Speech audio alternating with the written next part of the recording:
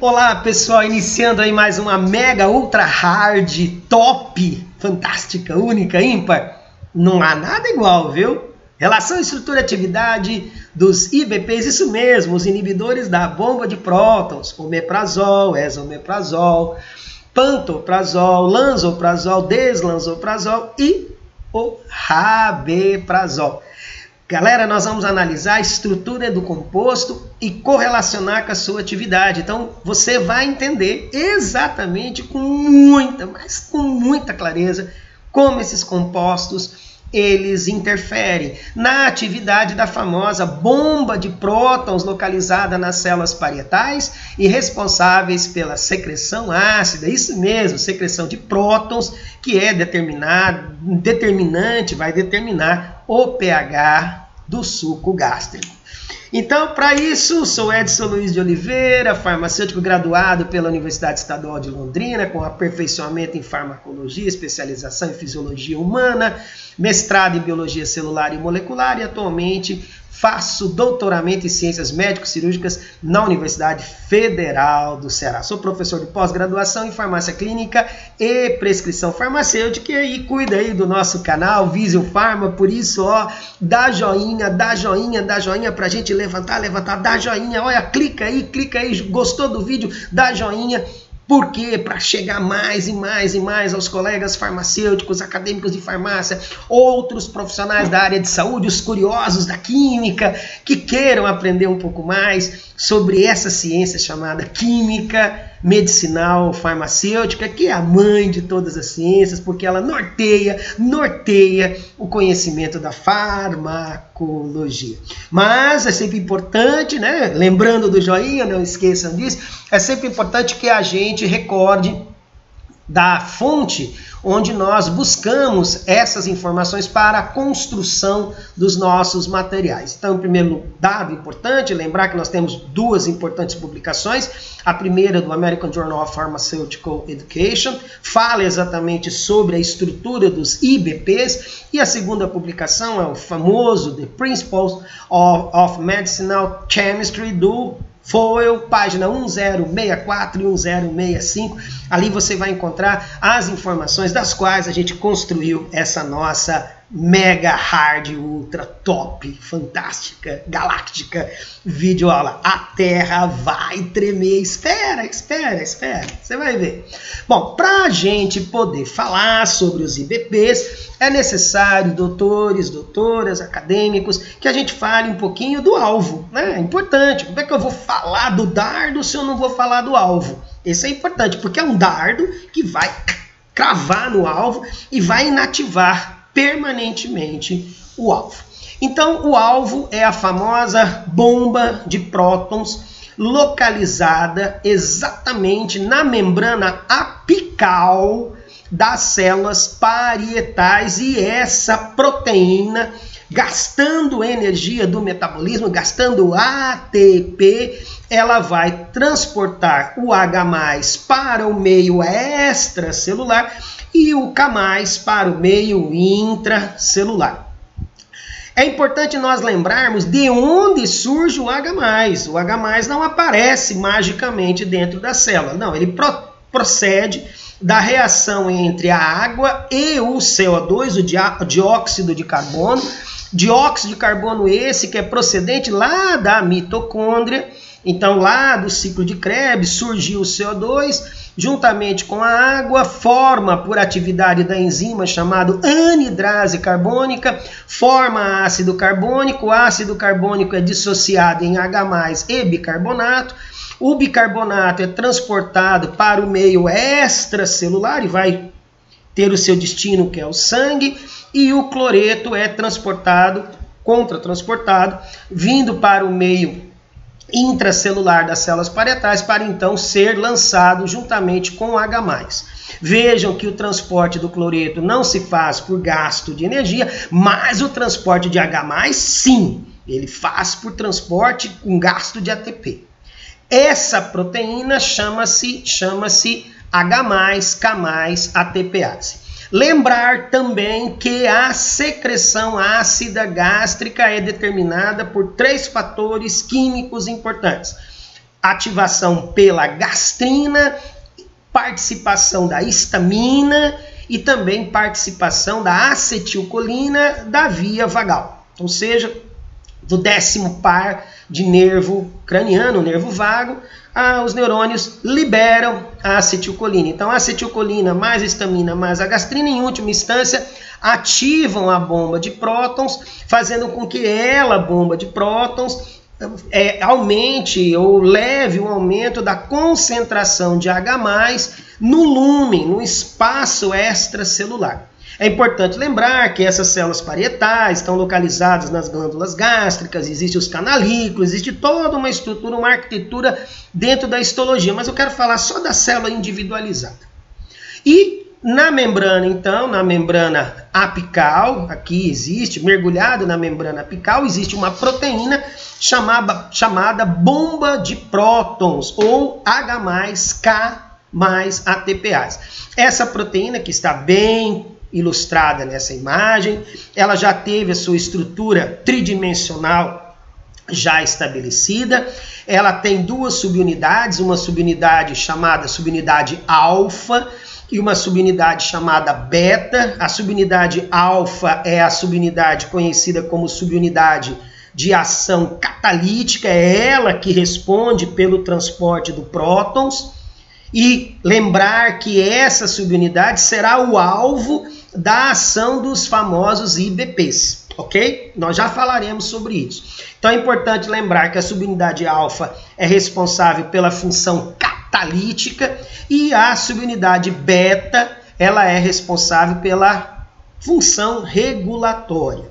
A subunidade alfa, ela contém 10 segmentos transmembrana, ou seja, 10 segmentos que estão mergulhados na bicamada fosfolipídica, e desses 10 segmentos que atravessam a membrana, ou nesses 10 segmentos que atravessam a membrana, nós encontraremos 28 resíduos do aminoácido cisteína. E é importante que nós lembremos, é importante que nós destaquemos, é importante que a gente ressalte que dois importantes resíduos, um na posição 813 e o outro na posição 822, um na posição 813 e o na posição 822, serão então responsáveis exatamente por serem o alvo da ação dos IBPs. Resíduo na posição 813, resíduo na posição 822 serão o alvo da ação dos IBPs. Então, repassando, a bomba de próton localizada na membrana apical da célula parietal apresentará dois segmentos, um segmento alfa e um segmento beta, ou uma subunidade alfa, melhor dizendo, e uma subunidade beta. Essa subunidade alfa, ela tem função catalítica, a subunidade beta tem a função regulatória. A subunidade alfa é formada por 10 segmentos transmembrana. Esses 10 segmentos transmembrana, nós encontraremos neles 28 resíduos do aminoácido cisteína, sendo que o resíduo na posição 813 e na posição 822, ou os resíduos de número 813 e 822, serão o alvo da ação dos IBPs, os inibidores da bomba de prótons. Falando no alvo, vamos falar agora no dardo. Tá? Vamos falar um pouquinho para depois a gente detalhar os aspectos químicos. Os IBPs, todos os IBPs, são caracterizados por uma estrutura química comum, um grupamento chamado farmacóforo. Esse grupamento farmacóforo terá na estrutura exatamente o anel benzimidazol, também o anel piridil, que é derivado da piridina, e a presença do grupamento sulfenilmetil. Aqui a gente pode dividir assim: benzimidazol, sulfenil, que é S-O, e metilpiridil. Essa é a estrutura, portanto, geral de todo o IBP. Omeprazol tem, Ezo tem, Lanzo tem, Deslanzo, Rabi, Panto, todos têm a mesma estrutura. A estrutura do composto é o anel benzimidazol mais o piridil ou metilpiridil e o grupamento orgânico chamado sulfinil, S-O. O que acontece? Acontece que os compostos chamados IBPs estabelecem uma ligação chamada ponte de disulfeto. Haverá participação do enxofre do grupamento sulfinil juntamente com o enxofre presente no resíduo de cisteína. O resultado é o estabelecimento de uma interação covalente reversível que nós podemos observar através dessa sequência. Então nós temos aqui a molécula de um IBP. Ah, prof, eu não sei qual é esse IBP, esse é o omeprazol, tá? Então aqui a molécula de omeprazol. Nós vamos observar que 2 nitrogênios serão de suma importância na atividade desses compostos. É o nitrogênio na posição 1 do grupamento metilpiridil e o nitrogênio na posição 3, exatamente na posição 3 do grupamento benzimidazol.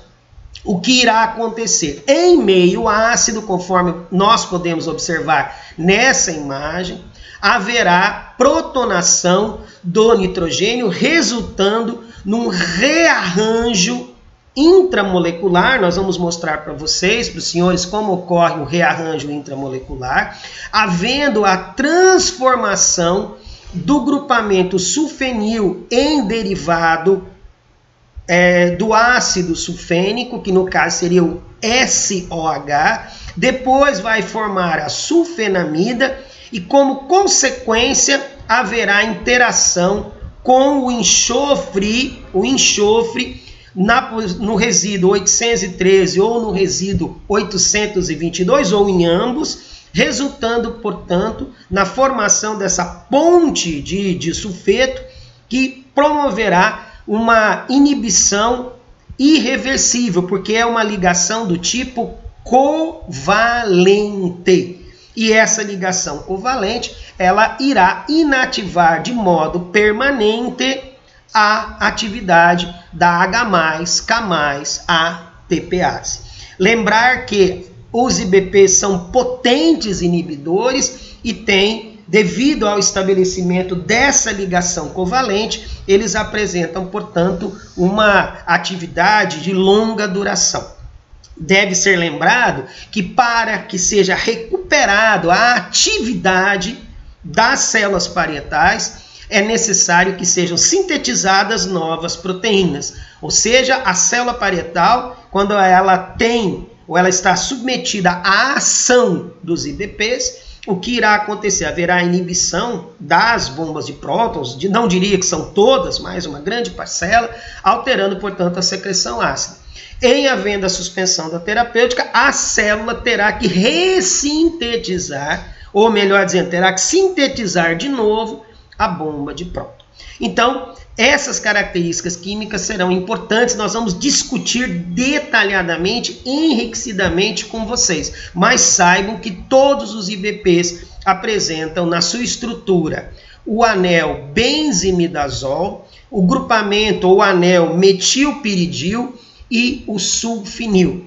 E esse grupamento sulfinil é extremamente importante porque ele vai ser ativado para que, em última instância, forme-se uma ligação de sulfeto com os resíduos de cisteína dos aminoácidos 813 e 822 da subunidade alfa da molécula ou da estrutura da proteína H+, K+, ATPase. Para que a gente conheça, então, os IBPs, vamos ao que nos interessa. Então, vamos lá. Primeiro dado importante, lembrar que o grupamento farmacóforo, o grupamento responsável pela atividade terapêutica, é muito importante lembrar disso. O grupamento farmacóforo, o responsável pela farmacodinâmica, é o grupamento piridil, metil, sulfinil, benzimidazol. tá? Que nós temos que destacar. Grupamento farmacóforo. O grupamento farmacóforo é exatamente o grupamento responsável pela atividade farmacodinâmica. É o grupamento piridilmetil, sulfinil, benzimidazol. Exatamente o que nós temos aqui. O benzimidazol, nós temos o sulfinil e o 2-piridilmetil. Então, esse é o farmacóforo. As diferenças entre os IBPs que vão ser responsáveis pelas propriedades farmacocinéticas, grave isso, os grupamentos responsáveis pelas propriedades farmacocinéticas são os substituintes R1, R2 e R3 localizados no anel metilpiridil. E o grupamento R4 localizado exatamente no anel benzimidazol. Então, repassando, o grupamento farmacóforo responsável pela atividade de inibição da bomba de prótons, que é obrigatório estar presente em todos os IBPs, é o 2-piridilmetilsulfinil benzimidazol. E os grupamentos R1, R2, R3, R4, que vão diferenciar os compostos que compõem essa grande família, omeprazol, ezo, lanzo, des, panto e rabi, estarão obviamente relacionados aos substituintes R1, R2, R3 e R4. E eles serão responsáveis pelas propriedades farmacocinéticas. Quando nós falamos em omeprazol e esomeprazol, lembrar que eles são isômeros. O omeprazol é uma mistura racêmica RS, enquanto o esomeprazol é o isômero S. Ele é ativo, enquanto o omeprazol ele tem que passar da condição R para a condição S para ser ativado. A diferença entre lansoprazol e deslanzoprazol é que o deslanzoprazol é o isômero R, ou é melhor dizendo, é o enantiômero R do deslanzoprazol. Então significa dizer que nós temos omeprazol, lansoprazol, pantoprazol e rabeprazol. Deslanzoprazol é o enantiômero R da molécula de lansoprazol e o esomeprazol é exatamente o enantiômero S. Aqui nós temos nessa tabelinha os grupamentos, mas eu vou falar em detalhes quando eu chegar em cada um desses IBPs. O que eu gostaria que os senhores gravassem nesse momento da nossa mega ultra hard videoaula, parando aí, ó, tá gostando? Dá joinha, dá joinha, dá joinha para subir o canal, para que isso alcance vários colegas farmacêuticos e que essa aula possa ser usada lá na graduação, na aula de Química Medicinal, Química Farmacêutica. É a contribuição do professor Edson para toda a galera do Brasil, para que a gente possa divulgar esse nosso grande projeto, tá bom? Dá joinha. Então, repetindo, a estrutura química de todos os IBPs tem o anel benzimidazol, o grupamento sulfinil e a estrutura metilpiridil. Gostaria que os senhores lembrassem também do nitrogênio na posição 1 do piridil, gravem isso, e o nitrogênio na posição 3 do anel benzimidazol. Então, grupamento farmacóforo, benzimidazol, sulfinil, 2-piridilmetil, ou 2-piridilmetil, sulfinil, benzimidazol. Essa é a estrutura do composto agrupamento farmacóforo, é o grupamento responsável pela atividade. As diferenças entre os IBPs, claro, tirando os enantiômeros, está aí no grupamento R1, R2 e R3 e o grupamento R4, conforme está ilustrado exatamente na imagem. E nós teremos os substituintes. E lembrar que os nitrogênios na posição 1 do grupamento 2-piridilmetil e o grupamento o nitrogênio na posição 3 do anel benzimidazol serão extremamente importantes para a atividade do nosso composto. Então, não esqueçam de destacar essas informações, por quê? Porque elas serão de suma importância para o entendimento do mecanismo de ação. Então vamos agora destrinchar, certo? Primeiro dado importante é que a seta vermelha grande, destaque seta vermelha, destaque, luz nela, holofote nessa seta vermelha, é o grupamento sulfinil e é um carbono quiral. Observe que ele é um carbono quiral porque ele vai ter 4 ligantes, é um centro quiral. É por isso que existem os 2 enantiômeros. O enantiômero S do famoso esomeprazol em relação ao omeprazol, que é uma mistura racêmica, e o enantiômero R do lansoprazol, que no caso é o deslansoprazol. Então, esse enxofre do sulfinil, ele é um centroquiral, ele tem 4 ligantes diferentes. Ele tem o hidrogênio, tem o 2-piridilmetil, tem o oxigênio e tem o grupamento benzimidazol. Ótimo. Lembrar que primeira informação importante que não pode ser esquecida em hipótese alguma: grupamento sulfinil não é suficientemente reativo para formar ponte de disulfeto com o resíduo de cisteína nas posições 803 e 822 da bomba de prótons. O que é que tem que acontecer? O grupamento sulfinil tem que passar por um processo de ativação.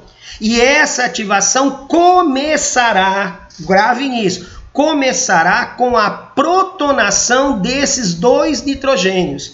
Então esses 2 nitrogênios serão marcantes, serão importantes para serem protonados, para que haja um rearranjo interno na estrutura da molécula do IBP, para que o grupamento S-O se transforme em sulfenamida ou ainda em ácido sulfênico, para que aí sim, quando ocorrer essa alteração, haverá, portanto, como resultado final, o estabelecimento da ponte de disulfeto. Assim sendo, se o grupamento sulfinil ele tem que ser ativado, o que é que nós concluímos? Que os IBPs são profármacos. A apresentação que existe ali no medicamento, na apresentação do medicamento, o ativo, né, o composto que está ali, ou seja, a substância, ela é um profármaco. O que é que ele tem que ser? Ele tem que ser ativado em meio ácido. É por isso que nós estamos batendo nisso. Eles são profármacos. Então a diferença entre eles e o que faz com que eles sejam mais ou menos ativos são os grupamentos R1, R2, R3 e R4. Isso vai fazer. Tem diferença, é que a gente sempre insiste em dizer. Existem diferenças entre os IBPs. Não é um acaso. Eles são substâncias que terão maior ou menor atividade devido às suas propriedades farmacocinéticas. Ótimo. Então o que acontece? Para haver a ativação do grupamento sulfinil, é necessário que haja a protonação ou desse nitrogênio, ou ou de ambos. Então, o que acontece? Na molécula do IBP, nós temos 3 nitrogênios. Nós temos 2 nitrogênios no grupamento benzimidazol e nós temos um nitrogênio no grupamento metilpiridil. Os nitrogênios da posição 1 do metilpiridil e o nitrogênio na posição 3 do grupamento benzimidazol, esses dois, grava isso, esses dois poderão ser protonados. Quanto mais eles forem protonados, mais é ativo o composto. Prof, a luz está se fazendo. Então quer dizer que aqueles substituintes vão ser determinantes no processo de protonação? Yes. Então quanto mais protonado. Porque o que acontece? A gente sabe, lá dos fundamentos da química, que existe a famosa relação ácido-base, existe a equação de Henderson-Hausebach, existe o cálculo do pKa em relação ao pH. Quanto mais próximo o pKa for do pH, ou quanto mais distante haverá um maior ou menor grau de protonação. Lembre-se que esses compostos são bases. Então, quando em meio ácido, esses compostos que são bases irão aceitar o próton. Então, dos nitrogênios presentes na molécula dos IBPs, 2. Um na posição 1 do grupamento metilpiridil e o outro na posição 3 do grupamento benzimidazol, esses 2 poderão aceitar o H+. Por isso que os IBPs, eles são profármacos, eles são ativados em meio ácido. Importante de lembrarmos que o primeiro nitrogênio é do 2-piridilmetil. E ele tem um valor de pKa mais alto. É uma base, né? Um valor de pKa mais alto. Praticamente, se nós olharmos, nós vamos perceber que os valores se aproximam. Só que o que tem um melhor valor, o que vai ser mais protonado, sem sombra de dúvidas, é o rabeprazol. Professor, o rabeprazol tem um pKa de 4,53. Então ele está mais distante do pH existente ali nos canalículos que compõem as glândulas gástricas. O pH naquele segmento é de 1,3. Então quer dizer que o rabeprazol é o mais ativo? Yes. Porque o pKa é o maior valor. Então ele se protona mais. Se ele se protonar mais, galera, preste bem atenção, olha o valor dele, 4,53. Se ele se protonar mais, maior vai ser a conversão da forma inativa de S-O na forma de sulfenamida e também de ácido sulfênico. E com isso, o rabeprazol é o que mais se liga, é o mais potente de todos os IBPs. Ok? Com a protonação desse nitrogênio, haverá o ataque, que nós chamamos de ataque nucleofílico em relação ao carbono 2 do grupamento benzimidazol. Eu vou mostrar para os senhores. Com o ataque nucleofílico haverá um rearranjo intramolecular. O que é que nós devemos lembrar também? Isso é importante, né? O nitrogênio localizado, preste bem atenção, o nitrogênio localizado no anel benzimidazol, ele também pode ser protonado. O que acontece? A gente tem que perceber o seguinte, se nós considerarmos os valores de pKa, os maiores valores, o que mais se aproxima do pH das células parietais, os canalículos, é do omeprazol e do esomeprazol. Então, o que nós temos? Nós temos 0,11 para o panto, 0,79 para o omeprazol e eso e 0,62 para rabeprazol e lanzo. Então, o que acontece? Pessoal, nós vamos ter a protonação nesse nitrogênio e a protonação nesse nitrogênio. Então, quais são as combinações? Eu posso ter 2, 3 combinações. Eu posso ter o grupamento benzimidazol protonado. Eu posso ter o grupamento metilpiridil protonado, que seria ideal. Eu posso ter só o benzimidazol protonado. Ou ainda eu posso ter só o piridil protonado ou não ter ninguém protonado. Então eu posso ter os 2 não protonados, não tem atividade nenhuma. Eu posso ter o piridil protonado e o benzimidazol não protonado. Eu posso ter o benzimidazol protonado e o piridil não protonado. E eu posso ter os 2 protonados. Quimicamente falando, os 2 mais críticos são a protonação dos 2 grupamentos, tanto do nitrogênio na posição 1 do grupamento 2-piridilmetil, quanto o nitrogênio na posição 3 do benzimidazol. Ou ainda, só a protonação do benzimidazol. Ok? Então vejam bem, o nitrogênio do metilpiridil e o nitrogênio do benzimidazol, eles têm que estar protonados, os 2, ou só o benzimidazol protonados. Eles são críticos para que haja ativação dos IBPs. Aí nós devemos lembrar o seguinte, nós temos os substituintes, tá? Então, por exemplo, substituinte R4 no carbono 5 da estrutura do benzimidazol. Esse substituinte tem que ser um doador de elétrons. Então ele tem que ter uma nuvem de elétrons. Yes, tem que ser um doador de elétrons. OCH3, por exemplo, metóxico, que tem no omeprazol. Dou elétron para quem, prof? para esse anel aromático, aquela ressonância pisona que tem lá. Aí o que acontece? Protona. Beleza, protonou, rompe a dupla, faz o rearranjo.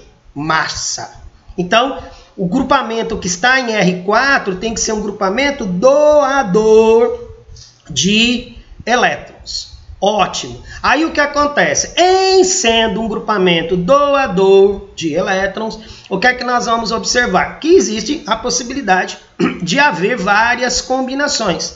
Porque nós vamos encontrar também que em R1, está aqui ó, no slide, em R1 tem que ser um doador de elétrons também. E esse doador de elétrons vai promover uma transferência de elétrons via anel aromático π e vai haver, portanto, o favorecimento da protonação desse nitrogênio. Então, o que a gente conclui? Que R1 e R4, o R1, o OR1, que é o substituinte ligado ao oxigênio, juntamente com o substituinte R4 no carbono 5 da estrutura do benzimidazol, serão extremamente importantes. Então, eles têm que ser, tanto K quanto aqui, tem que ser doador de elétrons. Não é qualquer grupamento que vai estar presente nessa posição.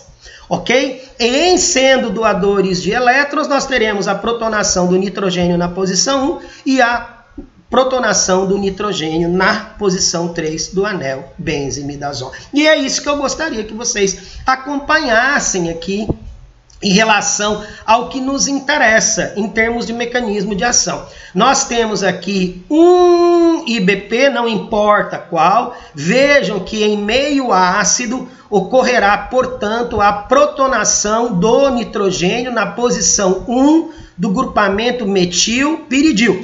Ponto. Essa protonação será maior ou menor, dependendo do substituinte. Ah, então quer dizer que isso vai ser determinante em termos de atividade, claro. Quanto maior for o doador de elétrons na posição aqui, denominada de R1, maior vai ser, portanto, a ressonância de elétrons no anel aromático. Então, houve a protonação. Ótimo. Então, o que é que vai acontecer? Vamos lá.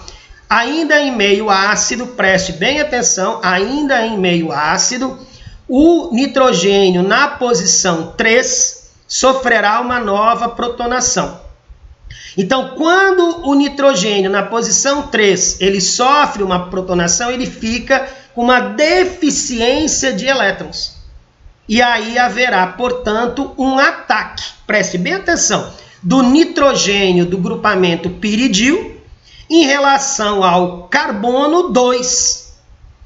Então, como o nitrogênio está protonado, o que é que acontece? O carbono 2, que é esse carbono que é vizinho ao grupamento sulfinil, ele fica pobre em elétrons, ele fica deficiente em elétrons.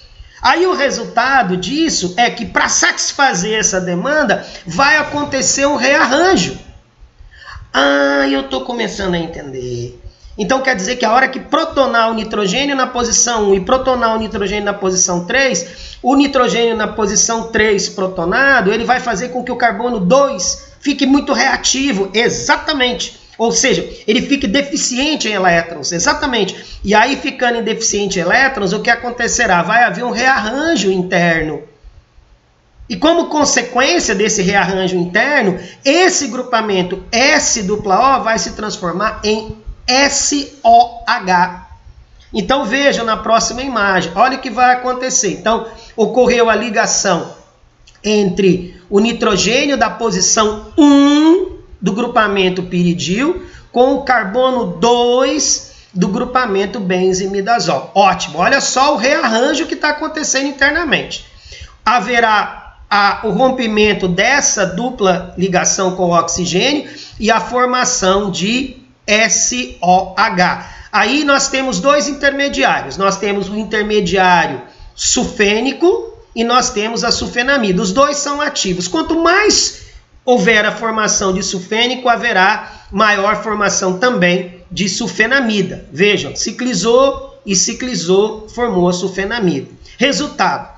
O SOH ou a sulfenamida terão a propriedade agora de interagir com enxofre do resíduo na posição 813 e na posição 822 da molécula da bomba de próton, resultando, portanto, na formação de uma ponte de sulfeto.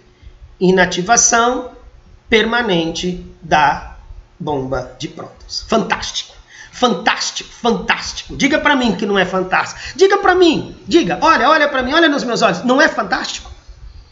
Dá joinha aí, dá joinha, porque você está amando entender como é que age um IBP. Ah, prof, só isso. Ah, eu pensei que fosse algo mais complexo. Meu irmãozinho, vamos entender agora a diferença entre eles? Tchá, tchá. Olha só. Eis o omeprazol, eis o esomeprazol. Omeprazol, 5-metox, 2,4-metox, 3,5-dimetil, piridil, 2-metil, sulfinil, benzimidazol. Ponto. Já falamos isso.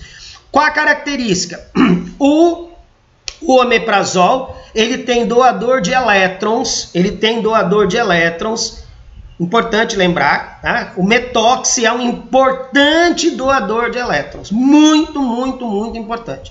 Então, esse doador de elétrons permitirá que esse nitrogênio do grupamento metilpiridil torne-se protonado e esse outro metox localizado na estrutura do benzimidazol, na posição 5, que é o substituinte que nós chamamos de R4, será determinante para que haja a protonação do nitrogênio na posição 3. Então, importante lembrar que o metox presente tanto no omeprazol quanto no esomeprazol, ele vai ser doador de elétrons e que vai facilitar o processo de protonação e, em última instância, a alteração intramolecular, né, do carbono 2 da estrutura do benzimidazol. Na molécula de omeprazol e esomeprazol, nós temos grupamento metil e a particularidade do grupamento metil é aumentar as propriedades nucleofílicas do grupamento piridil. E é importante lembrar, né, que a presença de OCH3, que é um doador de elétrons, vai ampliar, vai aumentar o processo de protonação. Então, se você me perguntar, o omeprazol é uma molécula que tem uma boa atividade de inibição? Sim, porém ele é uma mistura racêmica. Então, o esomeprazol, por ser sua forma ativa, ok, vai ter maior atividade que o omeprazol. O esomeprazol é o enantiomer S, que é a forma ativa. Então, o omeprazol tem que ser convertido em ESO, para depois ele ser, entenda bem, para depois ele ser ativado. Então, tanto o omeprazol quanto o esomeprazol, com a presença do grupamento sulfinil, ambos são profármacos e eles só serão ativados em meio ácido. Aí vai ocorrer a protonação do nitrogênio do piridil, vai ocorrer a protonação do nitrogênio da molécula e do grupamento aqui no caso do benzimidazol, que a gente está analisando com vocês. Ó, vamos voltar aqui só para você ver, tá? Você tem aqui o grupamento benzimidazol na posição 3 e o piridil na posição 1. Então, o que acontece? Quando a gente fala em omeprazol e esomeprazol, o omeprazol tem que ser convertido no isômero S, que é o ESO, e o ESO depois, ou o omeprazol, vão ser convertidos em grupamento sulfenamida ou grupamento derivado do ácido sulfênico, e com isso haverá, portanto, ativação. É por isso que a gente fala que para haver a atividade, o que acontece? O composto ele tem que passar por um processo de ativação. Então, o que nós concluímos? Né? Que os IBPs, eles são profármacos, eles têm que ser convertidos em sulfenamida ou derivado do ácido sulfênico, para então ocorrer o processo, conforme a gente observa aqui. Ó. Então vejam, tem que protonar o nitrogênio, tem que protonar esse nitrogênio, tem que ter o ataque do carbono 2, depois disso, com o ataque do carbono 2, o rearranjo intramolecular formará o derivado do ácido sulfênico ou a sulfenamida, e agora sim nós teremos a atividade de inibição. Então, Qual a diferença do ezo para o omeprazol? O ezo é o isômero do omeprazol. O omeprazol é uma mistura racêmica. Na estrutura, os dois têm grupamento metoxi na posição 4. Tem também grupamento metoxi na posição 1. E também, aliás, corrigido, tem grupamento metoxi, né? Conforme nós podemos voltar aqui, só para você recordar, vai ter grupamento metoxi na posição 1, vai ter grupamento que no caso vai ser o carbono 4, e vai ter grupamento metoxi também grupamento metoxi no benzimidazol, e vai ter grupamento metoxi localizado no grupamento 2-metilpiridina, tá? E no caso, como o esomeprazol é o isômero ativo, ele tem maior atividade que o omeprazol. Aí, quando nós vamos partir para o próximo, então, omeprazol, esomeprazol, o próximo é o lansoprazol. Então, quando nós vamos para o lansoprazol, o que é que nós encontramos? A molécula é chamada de 2,3-metil-4,2,2 trifluorometoxipiridil, e o restante da molécula segue o mesmo perfil. O que é que nós temos? Então, se nós observarmos a molécula de lansoprazol, o que é que nós observamos? Ela não tem o grupamento metoxi, que o omeprazol tem. Ela não tem o grupamento metil, que o omeprazol tem. Ela tem o grupamento metil, mas agora ela tem um grupamento a mais, que é o metil trifluormetil, ligado ao oxigênio. Então, formando aí um éster, é chamado, portanto, de trifluormetoxi. Quais são, trifluormetoxi, ou trifluoretoxi, porque vai ter um carbono aqui e um carbono aqui, ok? Então, é trifluoretoxi, porque tem um carbono aqui e um carbono aqui. Qual é a característica? Vai ser um importante doador de elétrons, tá? Então, nesse caso, haverá, portanto, uma protonação desse nitrogênio, tá? Agora, outro dado importante, né? Tem o grupamento metil, mas tem o grupamento metil ausente. E não tem o grupamento metoxi como o omeprazol tem. Mas a ausência do grupamento metoxi é compensada pela presença do grupamento trifluoretoxi. E a presença desse grupamento trifluoretoxi fará com que esse nitrogênio da piridina seja marcantemente protonado. E com isso haverá, portanto, uma atividade maior quando levemente comparado com outros IBPs, tá? Depois do lansoprazol, vem o pantoprazol. Qual é a característica do pantoprazol? O pantoprazol é marcado pela presença do metoxi, não tem o metil, mas tem 2-metoxi. E tem a presença do grupamento difluorometoxi. Então, o que acontece? A molécula de pantoprazol, o 6-difluorometoxi, 2,3,4 de metoxipiridil 2, metilsulfinil benzimidazol, essa é a molécula, tem as seguintes características. A primeira, né? A presença de difluorometoxi será muito importante para a formação de sais sódicos, tanto que nós encontramos pantoprazol sódico, a apresentação dele comercial é a forma sódica, e isso torna o composto mais solúvel em meio aquoso. E a presença desse grupamento de fluormetox traz o pKa para valores baixos, 0,11, distante de 1,3. Tá? O que isso pode fazer? Isso inibe um pouco a capacidade de protonação desse nitrogênio. Tá? E aí o que acontece? A presença desse grupamento de difluormetox, que traz o valor para mais ácido, ou seja, menor que o próprio pH das células parietais, faz com que esse nitrogênio da posição N3 do benzimidazol seja menos protonado. Então o que acontece? O pantoprazol é o menos reativo dos IBPs. Yes! Pantoprazol é menos reativo, professor? Menos reativo. Ele é mais solúvel, mas ele é menos reativo. Ele é melhor absorvido, mas ele é menos reativo.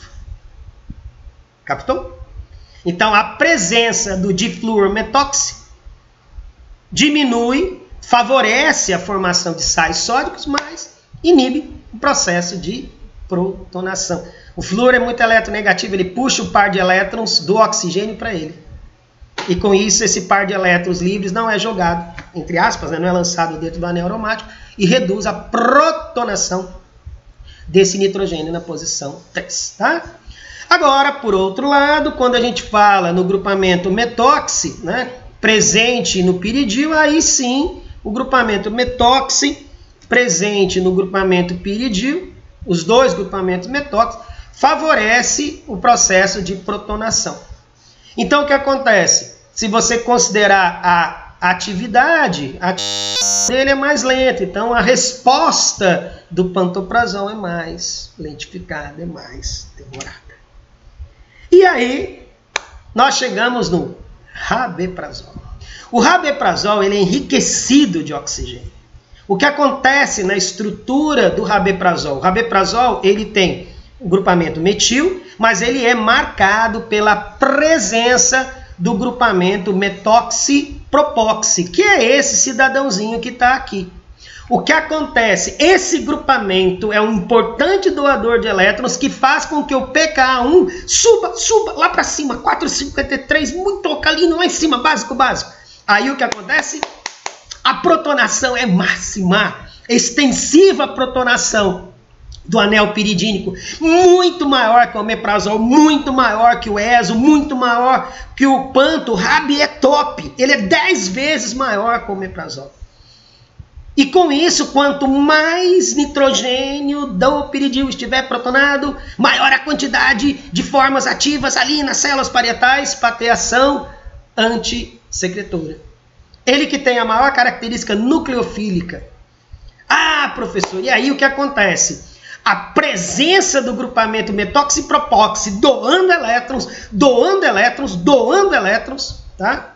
Vai fazer com que haja muito nitrogênio protonado no grupamento piridil e haverá rápida formação de intermediários reativos, seja o ácido sulfênico, seja a sulfenamida. O que acontece? A atividade é maior que do omeprazol, é 10 vezes maior que a atividade do lanzoprazol. Comparando, portanto, você vai perceber que o rabeprazol é o top. É isso aí, galera. Ó, beijo no coração, dá joinha, porque eu sei que você gostou dessa aula. Essa aula é fantástica. Agora sim a terra tremeu. Agora você sabe a diferença entre omeprazol, esomeprazol, pantoprazol, lanzoprazol, deslanzoprazol e rabeprazol. Valeu, joinha, curta o nosso canal e até a nossa próxima videoaula. Valeu.